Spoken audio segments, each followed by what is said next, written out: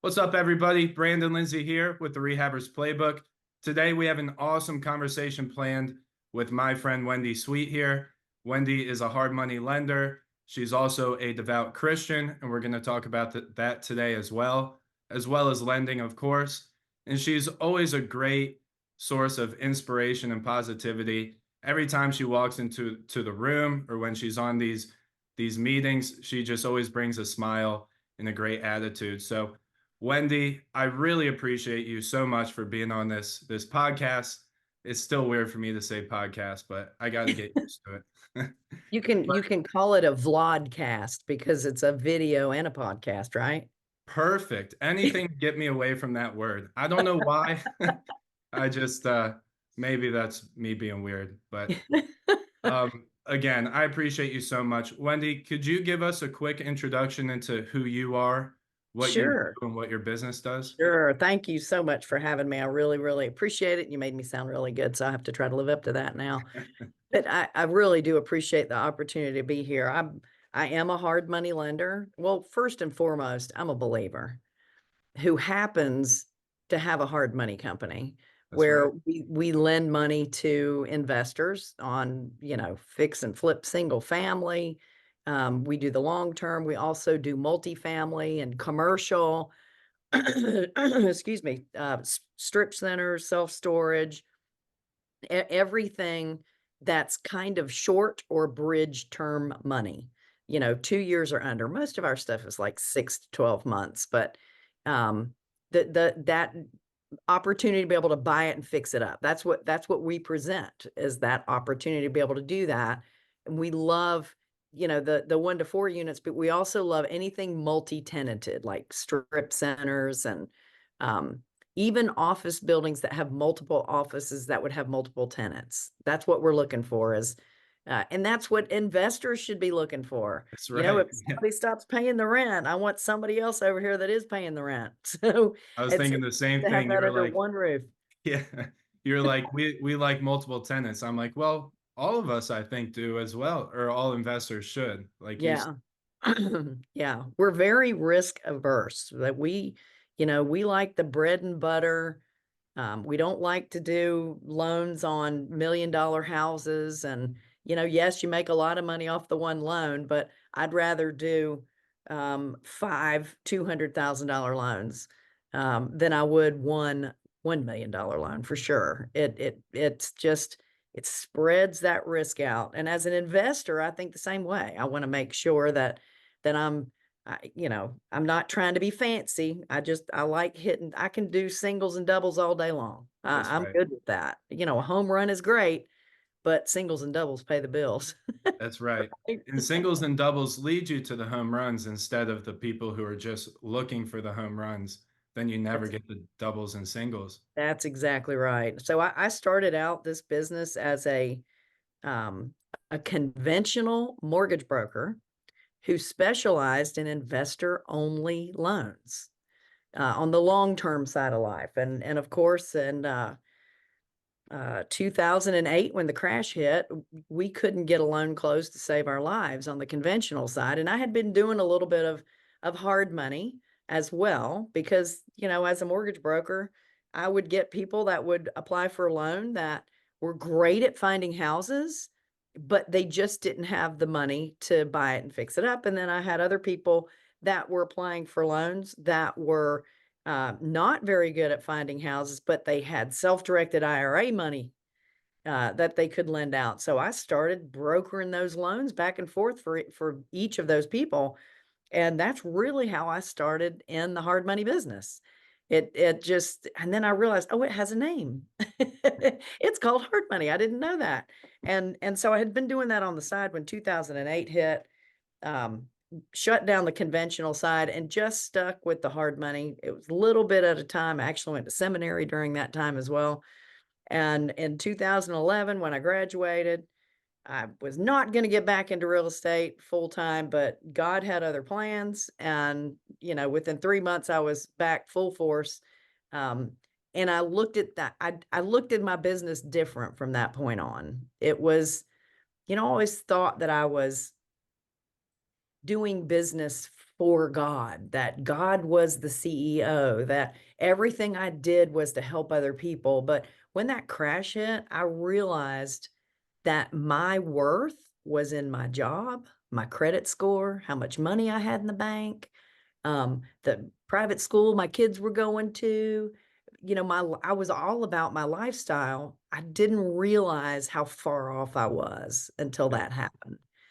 And I'm so grateful for it because it completely flipped who I am and whose I am, who I belong to. It changed everything for me.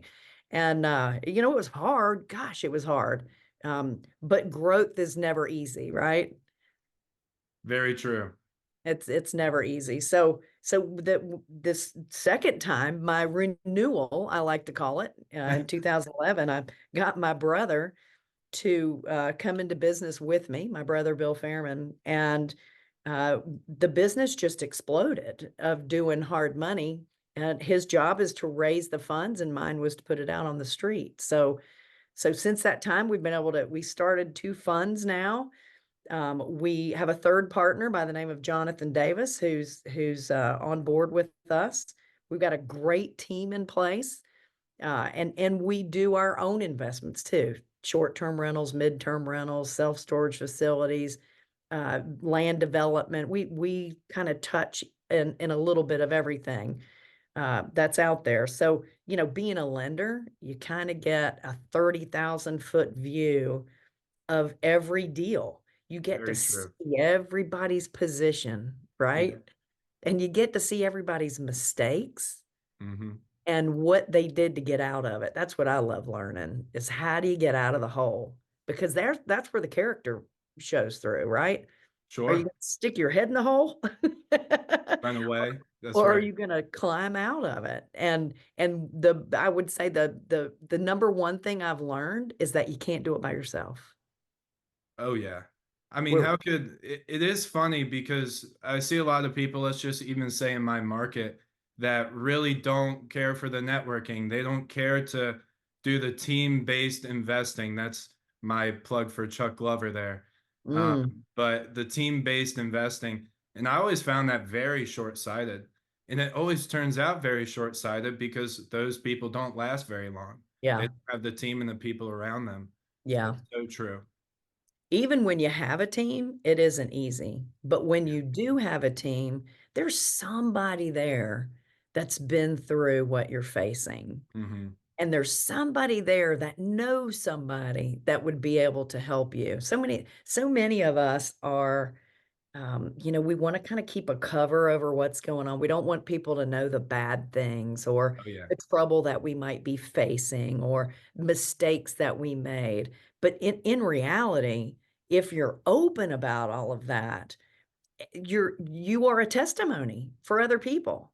You're an anchor for other people. You're something that they can grab a hold of and go, "Oh, you've been through this. What can I do to get through this?" I love that. That's the key, right? Is to help each other And get Wendy, through it. that's such a great point to teach people, especially new, because I can admit that it took me a long time to be that vulnerable. I still struggle with it, Mm, but every time I've chosen to be vulnerable, to be transparent, is every time it works out better or faster and more comfortable and more confident in getting through struggles when you can openly say, hey, look, I might have messed up or I overlooked something. And then somebody can come and say, hey, I'll help you out with this. And what team-based investing brings you to do is then you help them out with other things. Hopefully I can help you out, Wendy, you can help me out, and then everybody gets better together. that's But exactly right. that's great advice for people because I think a lot of people are so afraid to show that they made a mistake. And one of the best things you can teach people is every single person you see, whether you see them speaking at presentations, you see them blowing up on social media, they've Yeah. all made mistakes. Every single one So of them. as a lender, the thing that I love the most is when a borrower will tell me about their scars, what they've done that they wish they hadn't done. And I want to hear how you got out of it. I would much rather lend to somebody that has been through all kinds of garbage, because that means they're tough and they know how to pull their bootstraps back up and keep moving forward, That's right. because bad things happen to good people all the time. Hmm. And we need to expect that. The key is, how do we react to it? So good. So good. And, you know, if you get into business and expect things never to go wrong, I think you have a bad view or the wrong view of business. That's It's always right. going to go wrong. It's just how you handle it. And how much more comfort do you have as a lender when upfront in the relationship, they're telling you about mistakes? Because one thing you're worried about as a lender is somebody makes a mistake, you could have no idea about it as a lender. They could have a contractor running away with money. The house could have burned down. And if Mhm. they're too scared to admit that, then you might never know until one day you show up for a draw or you don't hear from them for like 2 months. And then you find out the deal went bad and they were just too ashamed to talk to you about it. So That's that, exactly right. that trust is huge. It is, and that's something that I try to instill in our borrowers when I have our first conversation with them, is I'm here to help. I'm not here to just take your money at the closing and hopefully get a payment every month. I'd Right. love to do all your loans, but I can't do that if you're out of business. So I want to make sure that when you run into issues, I've been there. I've seen it happen. I can help you get out of it. I can, at least, because a lot of times, when we're in the middle of a struggle, it's like everything's dark. You can't see any other options. All you see is that struggle. Hmm. But if you can share it with someone, they're they're sitting back, they can see the much bigger picture, and reduce your fear of where you are, because that's where what you have is, you have fear. Hmm. Fear of disappointment, fear of letting other people down, fear of losing everything. There's all kinds of stuff going on up here that you can't see solutions because you're so wrapped up with what's in front of you. But if you share it with your lender, especially if I'm your lender, I'm going to listen to it. Yeah, it's I so want to true. listen to it. I want to help you. I want to help you get out of this so that we can do more loans together, if for no other reason than that. But I really do want to help you. I want to see you successful. It's good for all of us when we're successful. That's such a good way to look at it too, to help people feel more comfortable being honest, which is who better to help you with the deal than somebody who's in the deal with you, somebody who Right. has their money into the deal. That's going to be one of the main people who want you to succeed. So that's a really good way to put it. Well, That's let's talk exactly. about hard money lending then. I think that's a really good transition into it because I want to talk to help people who are in the position as a potential borrower. So Okay. I want to start with the mistakes, right? Because well, because mistakes are some of those things that you see over and over. And if we could just kind of inform potential borrowers on the things that you don't like to see or the things that make you walk away from deals, that can really increase their chances of working with somebody like you. So, what are some of the main mistakes you see? Say a potential borrower comes up and they are presenting a deal to you. What mistakes do you see in that presentation most often? Well, there's a couple things. So let me start off with the basic, and make sure people understand what hard money is to begin with. Good point. I was supposed to do So that. so a lot of people, um, a lot of people give me the question of, well, what's the difference between private money and hard money? There really isn't any difference. One's somebody who probably doesn't do it for a living, and the other person has a company. There's really not much difference in it at all. But a hard money loan or a private money loan is a loan, it's a short-term loan that allows a borrower to buy a piece of property and fix it up. Whether you're gonna refinance it or sell it, that's all the exit strategy part. But in the buying it and fixing up is based always on what that after repaired value will be. So, as a lender, we're gonna take your list of repairs, we give it to an appraiser, and they do an appraisal based off of those items being completed. That's called a subject to appraisal. Mm. So we lend up to 70% of what that after repaired value is. Now, people say, well, why do you choose 70%? Some people do 65, some people do 75. I think it's insane to go over 70%. But that formula is there for a reason. A lot of lenders use that formula because that's the that's kind of where the line gets drawn in the sand to be a good deal for a lender. So it's got to be a deal for a borrower too, right? You've Right. got a 30% equity there. So we lend 90% of the purchase price. We give you 100% of the rehab as long as you're under that 70% of the after repaired value. So the biggest mistake people make when they call me for a loan is I'll ask them, so what do you think the property would sell for fixed up? And their answer is, I don't know. Not a good one.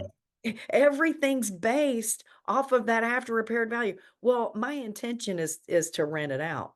Okay, your loan's still based on the after repaired value. When you Mhm. go to refinance it after you fixed it up, that loan is based on the value of the property as well. So you still have to know that.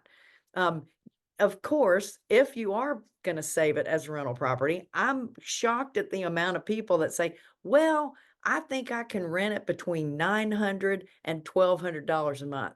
Is it 900 or is it 1,200? Because that's your profit Yep. that you're talking about. And if you haven't bought the property at the right price, then your mortgage payment's going to be too high to even cover that $1,200 a month. So people, the biggest mistake is people don't think through the formula. Numbers don't lie. Yep. They are what they are. I don't care what location you're in. The formula is the same no matter what. And Would you then say that your language as a lender is numbers? absolutely. Yep. And it's in dollar form. That's right. Yeah. So Exactly. so the numbers don't lie. That has to be the number one thing that that just gets my goat, and I'm surprised at how many people don't understand the numbers and how they work. So my first response to them is, "I could give you a loan on this. You'd have to bring more money because it's not a deal, and I could give you a loan all day long, but I'm not gonna do it." I said, "You can go to somebody else and they'll probably do it for you, but I'm gonna tell you to join your local real estate investor association. Mhm. Yeah. Learn what you're doing. Don't buy the products that, some are really good, but don't buy anything. Just listen for 3 months. Go to the subgroup meetings. Doesn't matter what the topic is. It doesn't matter what the topic is. This is about networking and learning all the different options that are out there that you can be involved in real estate. Just listen and learn. Then I tell them to get on Quest IRA, American IRA, Equity Mhm. Trust, Self Directed IRA. I tell them to get on their websites, go to their education page, and watch those videos because that's the best real estate lesson you can get. They That's right. talk about everything on there. Now it's geared towards self-directed money, but the whole point of it is how you can take your self-directed money and lend it on projects like this. Right. So it's another great way to learn for free. I just love all that. But the real estate, your local real estate investor association, I think is the cheapest education you'll ever get. 100%. I mean, there's no excuse these days to not educate yourself, right? There's so many options. You could even go to YouTube University where this is going to be. And I do think what we're talking about specifically is not talked about enough because I always tell people if you're flipping, if you're building, if you're a real estate investor, your lenders are your best friends. You got to keep them happy. You got to make sure you're giving them what they want. It's just one of the most important parts to what we do. So, appealing to lenders, making sure you're giving them everything they need, making sure you're giving them confidence. That's a Mhm. huge part of the business that people don't talk about that much. And I think it's going to be a good conversation for people to listen to. And don't just choose one. because lenders have their own appetite of things that they like, whether it's a private Sure. money lender or a hard money lender. You know, you might see similar terms for how long the loan is, what your interest rate's going to be, how much money you're going to have to put down, what the point charge is that you're going to get for your origination fee. All of those things are going to be real similar, but their appetite for the type of deal you're doing and what your exit strategy is different for every lender. It's what they're comfortable with. So don't just pick one. Talk to a lot and have a lot of people, especially private money lenders. If you can get somebody who has self-directed money in an IRA and you get them to trust you, you start borrowing money from them on a regular basis, you will get to a point where you just said, "Hey, I got a house. I'm paying 40,000 for it. It's going to cost 60 to fix it up. I need $100,000." And they'll say, "Okay, where do I wire the money?" You'll get to that point. Yep. Once you build that trust with that person. Now, I know people, we have a mutual friend, Jeff Johnson. He's got he's got people just throwing money at him to try, "Please use my money," because he's just proven time and time again that he does what he says he's gonna do. It's amazing. That's right. That's actually, I mean, that's a cool thing to talk about too, which is in when you start putting yourself out there, showing people your success, show people your challenges and your failures too. Just show people that you're going through it. I've never had more money come to me than when I'm showing people what I do. Mm, Daniel Clayman just put out a post recently about that too. He goes, "You want to know my best tip for raising money? Just show people what you're doing, and then it just kind of gravitates towards you." yeah, and he's a great example too of Yeah, where people just throwing money at him. "Please use my money. I wanna invest with you." that's right. Hang on the coattails of the people that you see that are doing really well, but that can be you too. That's what we need to tell people is you can get to that point too. It's baby steps. It's not gonna happen overnight. Right. It's baby steps, every deal at a time. So the next issue that I see people doing is they try to, and I'm gonna put this all in one lump sum. They try to hire the cheapest contractor. Mhm. They try to do work themselves, and they cut corners on what they say they're gonna do. Like, if they're gonna put granite in, they cut it back to, um, uh Laminate or yeah, something. laminate countertops, or instead of doing LVP, they'll put down carpet, which is really the same. I don't know why people would do that, but there's little ways that they cut corners, and those little corner cutting, it keeps the house from selling. It may not reduce the price, but it's definitely gonna keep the house from selling so quickly. And what's it really gonna cost you to have to make an interest payment to me 3 more times when you coulda used that money to put it into the house and get it sold? It Such a doesn't good make point. sense.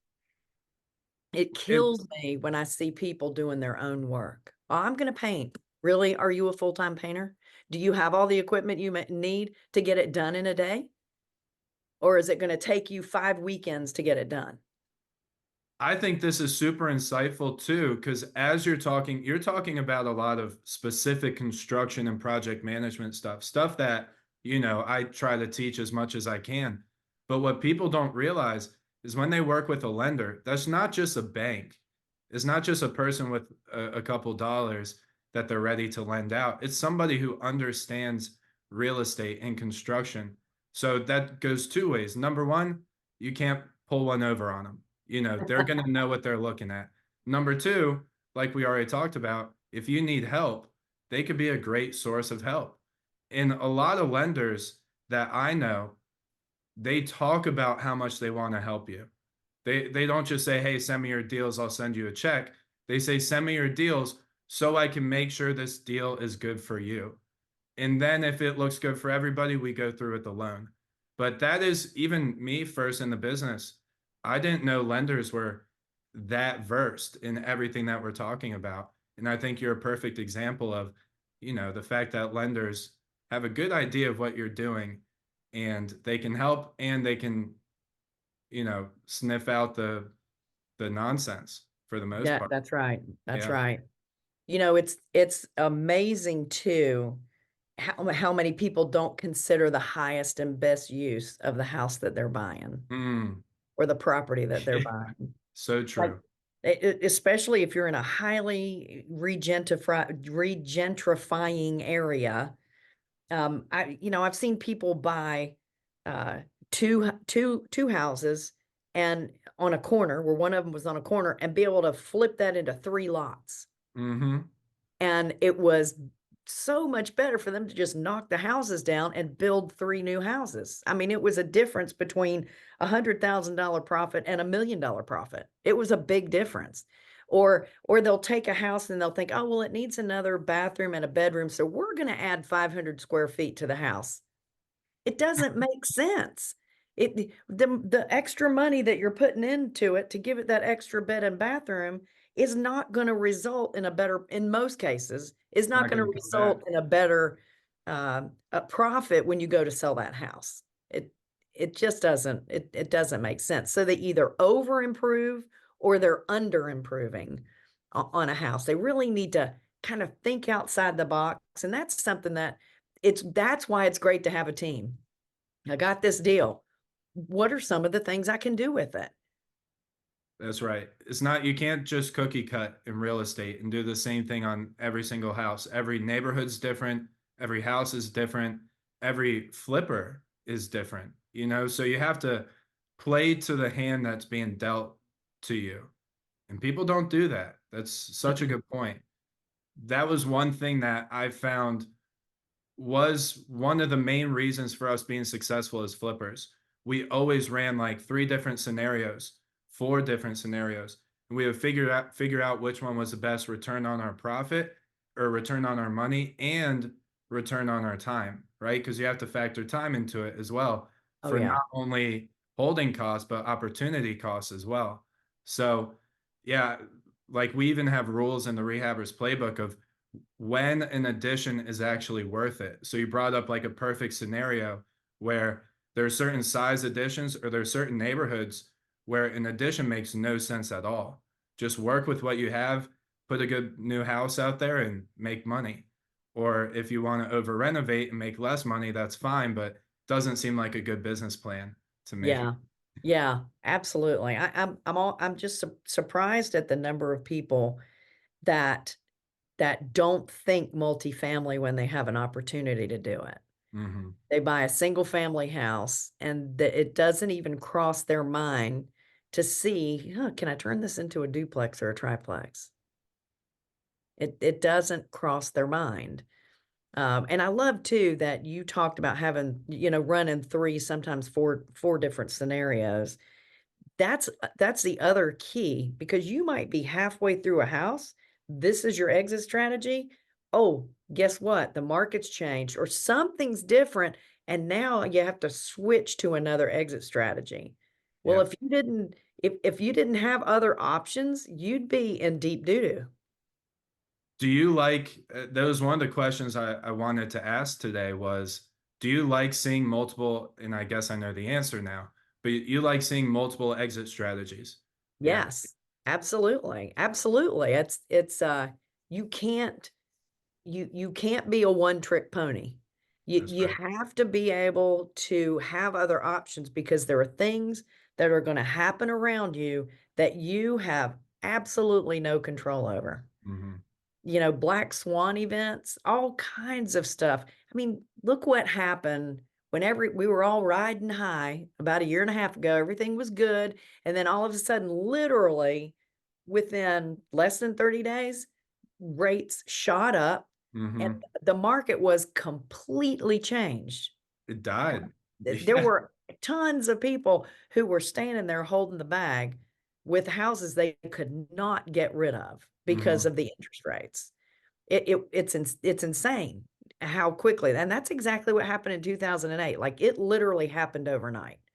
Everything just crashing like that. You have to be prepared. What's my exit strategy? You better be able to turn that house into a rental property if you can't sell it. That's Can right. you Plan qualify to A, get out plan of it? B. Yeah. And Yeah. that's one of the things, I'm sorry, that when we're underwriting a loan is we care about your credit score. We Mhm. care about how much money you have in the bank. not because we're going to take that money from you, Right. but we know that if your idea is to sell this house and you can't sell it, we want to make sure that you qualify to get out of that loan and into a longer term loan.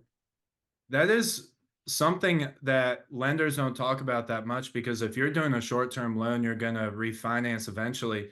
That refinance portion is heavily dependent on your personal finances, right? It's almost like qualifying for a normal loan.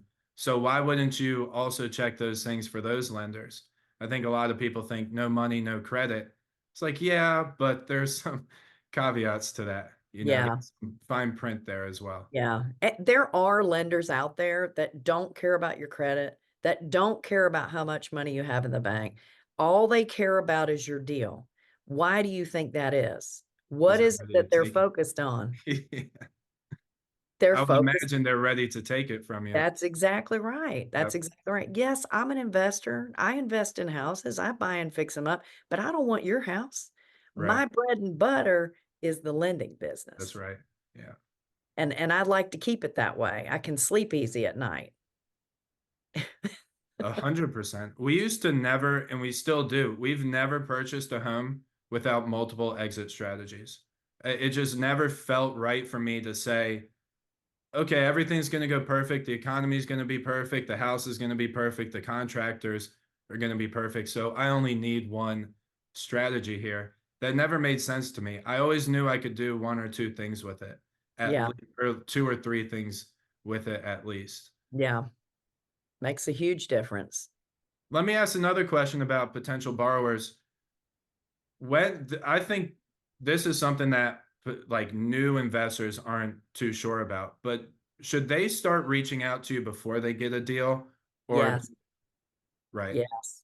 And I'm glad you mentioned that. So that first conversation that we have is it's really an opportunity for you, the borrower, to explore what it is that you really want. Hmm. You know, what's your end result? We're all at different places in our life. You know, you might have young kids and you're saving for college educations. You might not be married at all. You might be at a time in your life where you're getting ready to retire and you want something to live off of, or you're trying to build wealth. There's all kinds of reasons why people are getting into this business. So you need to plan your investing to meet those goals. Hmm. And when you figure out what those goals are, they're going to change because your kids are getting older, you're getting older, everything. You might end up getting married. Things are completely different. So you have to be ready to change with the original goals that you had. So and a lot of people don't think about that. You know, they've seen Home and Garden TV and they're thinking, "Oh yeah, this looks fun. Yeah, look at all the money they're making." It is not real. Nope. So you know, the thing is that I wanna make sure that people have really thought about what their why is. You know, what are you doing this for? Because you're gonna have to have a passion for this business. It's not easy. It's not easy. It's hard work. People think, "Oh, I'm gonna do real estate. My life will be great. I won't have to work all the time." That is bull because I work harder than I did, but the difference is I have a passion for it. That's right. Yeah. You know, I love everything about real estate, everything about real estate. I can't go to a foreign country without looking at you know, as we were in Tanzania doing a mission trip, and I'm looking at these huts going, "Oh, I wonder how much that would be worth. Wouldn't that be a cool Airbnb?" You know, thinking about just I can't not think about real estate and the joy that I get from it. Just to it's fun to me, but it's work, you know, it's a lot of work to have to do that. So you need to be passionate about it. You need to understand your whys. You need to be focused on what it is you want to accomplish because you need a map. Hmm. You have to have a plan and a map to know what path you're going to take. And it will change. They have to be open to that. A lot of people say, "Well, I want to do this, this, this, and this in real estate." Really? How about we concentrate on just this right now and learn it? Once you've got that under control, then let's try another thing because there's so much to learn, so much to learn. I was in real estate for several years before I realized the incredible, just the multitude of options out there to make money in real estate or to Oh have my a gosh. business. Isn't it crazy? Every time I go to Dealmaker, I'm like, "How did I not know this?" I know. Almost every time you talk to new people in real estate, it's fun because that's what allows this business to be more interesting.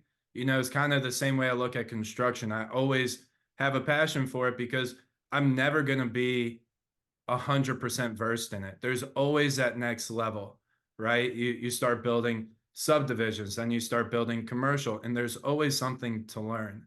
It took me too many years to find out that, just a personal goal of mine is I'm trying to get into lending in the next year or two. And it took me so I many can help years to you. realize, what's that? I'll help you. Oh, I would love it. I would love it. Any help is appreciated. I actually was just sitting down with Chuck this morning, and he was walking me through a bunch of stuff too. So I'm like a sponge. I'll ask you way too many questions and I'll annoy you, but I'm very interested. But it took me too many years to figure out that that's like a really good transition of where I want to be. I didn't understand the side of the business. All I knew is I was getting loans on the projects that I was doing. But that's one of the cool things about the business and tying it back to what we were talking about with potential borrowers, that first conversation I think is so huge because then you can feel that person out to see if they have their head on straight, if they have a focused direction, or if they have shiny object. Because that's the other thing. You go to all these events and you see all the different avenues. Then you start, I want to be in mobile homes and I want to do wrap lending. I also want to flip and buy rentals. It's like, well, maybe we should focus on one and then That's start right. heading from there. Um, And it's all good. It's all good. So I have to oh say yeah. this to you. With the construction knowledge that you have and Mhm. how to buy and sell houses that you have now, you will make an incredible lender because your underwriting skills, you know so much already. Right. You'll be a great lender. So I do this thing called I call it Wednesdays with Wendy, but I'm changing the name to the real estate therapist because that's really what it's come out to be. So I I love it. I have all and I got it by accident. Somebody that was on one of my Wednesday calls, her 14-year-old son was listening to her call with me because I do it on Zoom. And when she hung up, she said her son said to her, "Was that your real estate therapist?" And I thought, "Wow, that's a great name." I bought the URL real quick. And I love it. But and I'm sure you run into this too. There's so many people that have said, "Hey, can I pick your brain? Can I take you out for a cup of coffee? Can I buy you lunch?" And I want to share with other people. I want to share what's been shared with me Yeah. because I wouldn't be here if people didn't pour into me. Yeah. And I want to give back. It's kind of, in all honesty, it's easy for me to write a check as a tithe.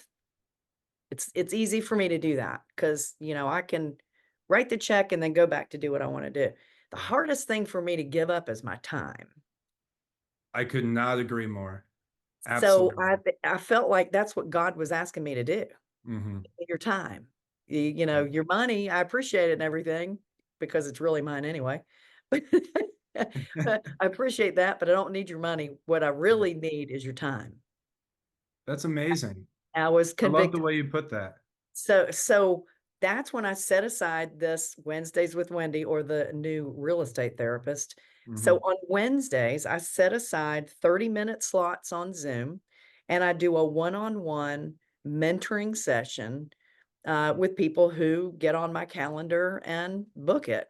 So we talk about everything, and I've got people who have been developers for 20 years that get on there and people who are brand spanking new. Oh, sure. Yeah. Everybody's at a different place and in need of advice, whatever it is that they need. And if I can't help them, I've been blessed to be a member of a lot of really good mastermind groups. So I Hmm. have connections with some incredibly smart people that also have a giving heart that I can hook these people up with. I'll introduce them by email. Hey, this person's really interested in what you do, and then they'll take the time and spend time with them. So it's just a great way to connect people, to help people grow, to help people think about what it is they want to do.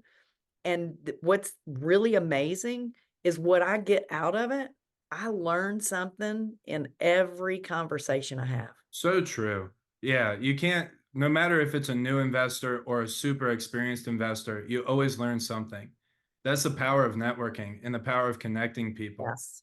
And the value you're providing them is not only a resource like insight, education, but you're also connecting them with other people with more insight. So it's a double whammy there. And then you get to learn from them. So that's one of the coolest things. I try my best to give my time too, and it's tough, right? Because there's so many ways we could go. But if God's asking you to give your time, you're giving your time. Yeah. There's Yeah. no questions. Yeah. And I'll tell you, there are Wednesdays I come in, and yesterday was one of them. Man, I've got so much to do. I really don't have time for this. It turns out to be one of the best days I've ever had. There's just something exceptional about it, especially on the days when I really feel like I just don't have, ain't nobody got time for this. On those days that I really feel like I don't have time to do it, those are the days that I really, really get blessed by it. It's Funny cool. how that The works. Yeah, it is. Yeah, It's cool the way he rewards us when we do what he asks us to do. that's right. Where can people find you for when or for your new therapist company? So, Be great. I'll make sure you have a link that you can put on Yes. here too. Yep. But emailing me, Wendy at chmlending.net is the best way to do it. You can also go to our website, chmlending.net, and a link will be on the website there as well. Perfect. And Yeah. I forgot, I have a new website. It's called therealestatetherapist.net. That's so perfect. One of the biggest things I wanted to talk about today, obviously, that we've discussed is, you're such a great messenger for God. You're such a great person Thank you. who leads everything that they do, everything in their business, everything in their personal life with God at the center. And with this being kind of like a business, entrepreneurship, real estate type information that I give and podcasts that or vidcasts, whatever we came up with us talking a lot about entrepreneurship and business, I wanted to specifically talk to you about how you combine those two parts of your life and how you lead your business life with God at the center. Can you speak on that to kind of just open up the conversation? Tell us what that means to you and what you do in your business life to make sure that you're always, fulfilling your purpose and leading with gratitude and keeping him at the center. Sure. That's really kind of you to say all that. I will tell you this. Once the crash hit back in 2008, and I realized how truly lost I was, um, I knew I had to make a serious change in my life. And when I got back into this business, I I knew that it wasn't about me in any way, shape, or form. That it had to belong to God. It's my ministry, and he uses me. He uses my company. He uses my team. We have a Bible study here at our office every Wednesday morning that starts Oh, love it. before we start work. So people come at 8 o'clock in the morning for the Bible study. Our work starts at 9. It's totally, voluntary. Um, and I'm amazed at how doing that changes the entire feeling of your office. It's amazing. We're a family here now. We got 14 people here. So, but anyway, I knew that, like I said, it wasn't about me, that this had to be God first. So everything we do here is a ministry that happens to lend money. Mm. That's really what we are, is we're believers that happen to be in real estate. And it's if you look at your life that way, you can't help but make sure God's first in everything that you do. Now, we've had to make decisions that weren't the best business decisions, but we knew it was the biblical decision Hmm. that had to be made. And we've been blessed for it every time. It's it's what's really cool is we are very bold in who we are. I've gotten those emails to say, I can't believe you mixed your religion, is what they call it. You mix your religion with your business. That's wrong and blah blah blah. I'm like, hold up, I attract the people to me Yes. that have the same values and beliefs that I have, and I repel the ones that don't. And that's the way I want it. Yeah. If if if it's and we do business with people who aren't believers. Sure. That's fine. We tell people when we hire them in our company, you don't have to be a believer to work here, but you're going to hear about Jesus every day. Sure. Yeah. It's just who we are. And the people that don't belong, whether they're investors in our fund, whether they're borrowers from us, whether they're part of our team, they weed themselves out. Hmm. The ones who don't belong weed themselves out, and we attract the ones we're with. When we have our, use that EOS system, the entrepreneurial office system. Is that what it is? I think it's Entrepreneurial operating system. operating system. Thank you. So we use that in our office. We've been using that since 2015. So we have quarterly meetings with the whole company and a big yearly meeting at the end. We go through these meetings, and in our meetings, we have to redo what we call our avatar. Who is it that we market to? And we market to single family people. We market to commercial borrowers. We market to investors for our fund. We market to um, uh, uh, business developers. All of our clients, we have a different avatar, but Yeah. every one of those clients, we list who that person is. We give them a name. We talk about what we want. We want to know how much money they have in the bank, a certain amount of money in the bank. We want their credit score to be X. We want their belief system to be X. We want Hmm. them to be believers. Now, do we require that they be believers? No, but we're going to talk to them that way. Right. In all of our advertising, they're going to know who we are, who we belong to, who it is that we belong to, Right. and where we're coming from. This is who we are. This is who we're talking to. If you want to be our customer or our client or our investor, and you like what our message is, come bring it on. You Right. don't have to believe what we're telling you. You don't have to be a believer. That's okay. But you're going to hear about it. And typically those people who are open like that, You're it's funny. planting seeds. That's right. You're That's right. planting And you're seeds. doing your job. You're That's doing right. your job as a child of God, you're doing your job by spreading his word, right? And that's one of the coolest parts about having some sort of platform, having some sort of organization where you can be more impactful to other people. I'll tell you, speaking of networks and being impacted, Dealmaker is a huge impact to me. I've been going since 2020, and every single year, 90% of the people who talk on stage are people who bring up their faith. It is And you the see it getting deeper and deeper. amazing thing.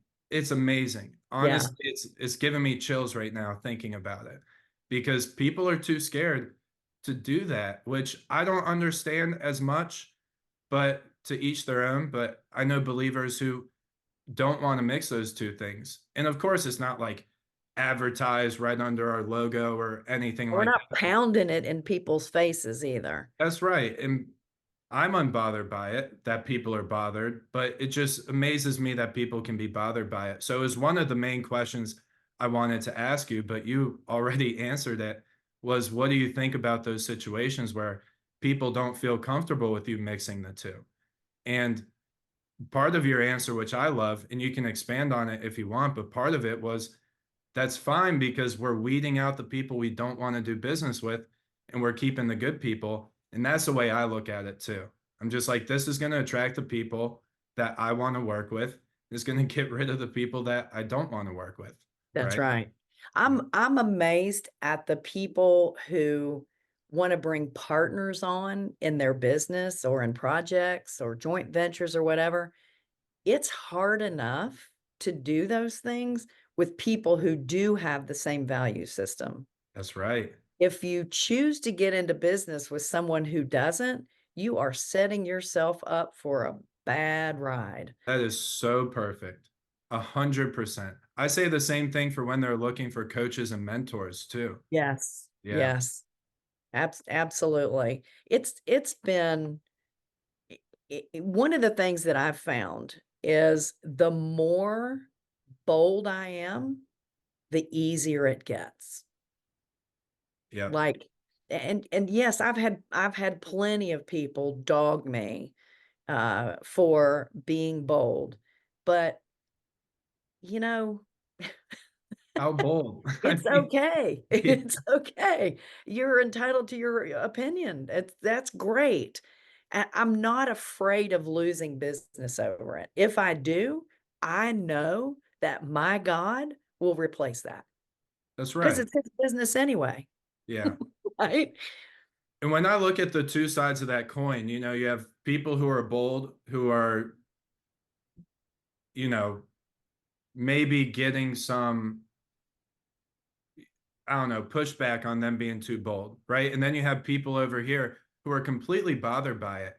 But the people who are being bold are not bothered at all if you don't believe them or if you're not on board. We would love for you to be on board, but we're just trying to spread the good news that we've received, right? The idea that our lives are so much better with God and Jesus in it than it would be without him. Yeah. And if we say that boldly, like, why are you bothered by that? So again, there's some people who might not be believers who we work with, but those aren't the ones who are bothered by us telling our truth, That's right? exactly right. You Yeah. know, one of the things that is a great example of this is Sonrisers. Yes. And Sonrisers started in 2002. It was me and three other believers that were attending a group called Sonrisers, SUN, in Charlotte. It was a breakfast meeting for real estate, and we felt like we had to take a shower every time we left there. They were just teaching garbage and, how can you pull one over on this guy? And it was Oh, just awful. goodness. So Yeah. so that's four believers. We were saying, you know what? We could do a Sunrisers. We'll call it SON, Sunrisers, and meet at a different place and teach people how to do real estate right with God in mind. That's how we were thinking. And I think our first meeting, we had 12 people in it. It ended up growing. We would meet at 7:30 every Friday morning at a restaurant for an hour. And we started out, our first meeting had 12 people. We ended up where we would average about 45 people and In person? in person. Yeah. Yeah. And it was great. It was in Charlotte. It was great. And then COVID hit. And the meeting actually, the Charlotte RIA, the Charlotte real estate, it's called Metrolina RIA, was set up on Thursday night. So whoever the speaker was for that Thursday night at the Charlotte Real Estate Investors, they would speak on our Friday morning meeting. So that's how I was getting some, really good gurus that were coming into town selling stuff. They were already in town, so I would invite them to Sunrisers. Um, but and we would use local people to teach what they were doing and that kind of thing. It was really it was awesome. So then COVID hit and I'm like, "Oh, what are we gonna do?" So I thought, well, there's Zoom. I can try this. I'm old, but I can figure it out. So then we started doing it on Zoom. We'd have 30, 40 people on Zoom. It started growing. I started telling people in Virginia about it and Florida about it and Colorado. And now we'll have 80 to 100 people. Yep. every Friday. I just started putting it on Facebook Live last week too. So I had another 20 some people on I Facebook was on watching. the Facebook Live. Oh, Yeah. cool. Yeah, Thank because you. I was like, I think I was headed to the gym and I was pulling it up and I saw it on Facebook. I was like, this might be perfect. And I clicked on it. I That's love that you awesome. did that, by the way. Yeah. Thank you. By, It by was, the way, one of the biggest things I wanted to promote, and it's me, it's not Wendy trying to promote it. I just want to lift up anybody who's gracious enough with their time to be on these podcasts. But Sonrisers is one of the best, if not my favorite group that I go to on a consistent basis. awesome. And it's a Awesome. Zoom call. It's Friday again at 7:30. I'll put that link in the video description as well, because Awesome. we'd love to have more people, or I know you would love to have more Oh, people, yeah. but they Oh, are yeah. a full house. Like you said, 80 to 100 people. It's amazing. Yeah. And so People. we do that 15-minute devotional, which is awesome. It's my favorite Sometimes part. Sometimes the whole meeting will be all the devotional the whole time. Sometimes it just turns into a Jesus fest, which is cool. Oh, no Then problems. then we do, a market update where we have Brian Maddox come on and he talks about, what's going on with the Fed and all the things that are happening. And then if Anna Kelly is there, who is like the smartest woman in the world, she'll get on and spend time talking about even deeper stuff of what's going on in the market. And then we have the speaker. And it's just and the speaker blows my mind every time too. So, and it's going to be you tomorrow, which I'm really excited about. Well, But it's gone from being an hour-long show to now it goes till 9 o'clock because it's kind of hard to get all that. yeah. But it's Which is loaded with information. I mean, by the end of it, you're like, do I need to do anything this Friday? I I just know. learned everything. I know. It's really amazing.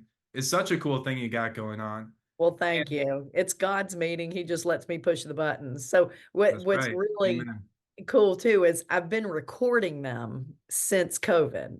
Every one of them is recorded and they're on YouTube at YouTube/@sonrisers.com.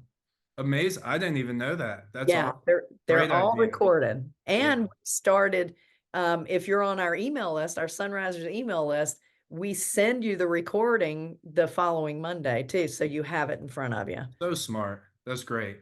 Yeah. So I love that meeting. It's amazing how God has just taken it. And what's really cool too, and I love this, is we have not everybody on there is a believer. We have Hindu people on there. We Interesting. have we have a wide array of people who have different beliefs that are there every Friday. Sure.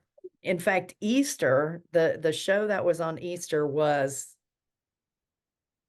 all of us were crying. It was unbelievable how deep it was, how incredible it was, and how Tom Latimer was just sharing the word and just I mean, it was you could not sit still. It was so amazing. And I'm watching my Hindu friend on his laptop because I have all little squares of everybody. He's walking around his house and his family's in the background and they all got to hear the word.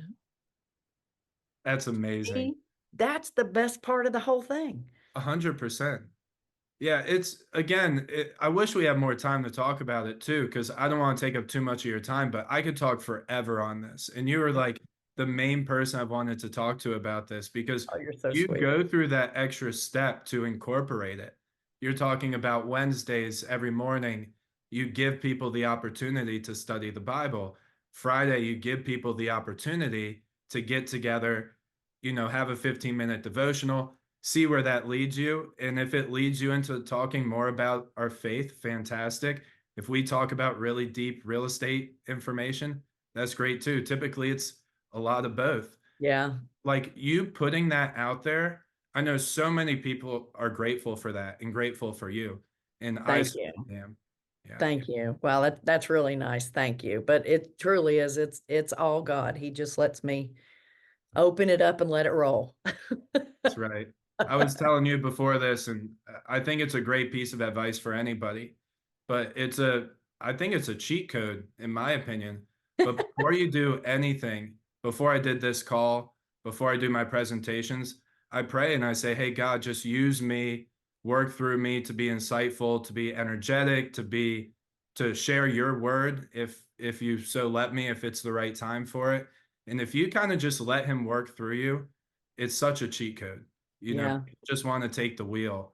And if that's you the just truth. let that go and let him take the wheel, it just makes things so much easier, so much more That's clear too, so much more, we're all sitting here trying to find our purpose, right? yeah, And one of the best things is as you grow that relationship with God, he really just puts your purpose right in front of you. He yeah. lays it out so clearly.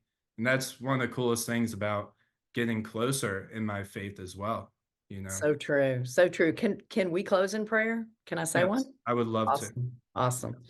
Dear Heavenly Father, I first of all want to thank you so much for loving us and letting us know who you are, for choosing to reveal yourself to us. Lord, we are so grateful. You are so amazing in everything you do. We love to watch you work.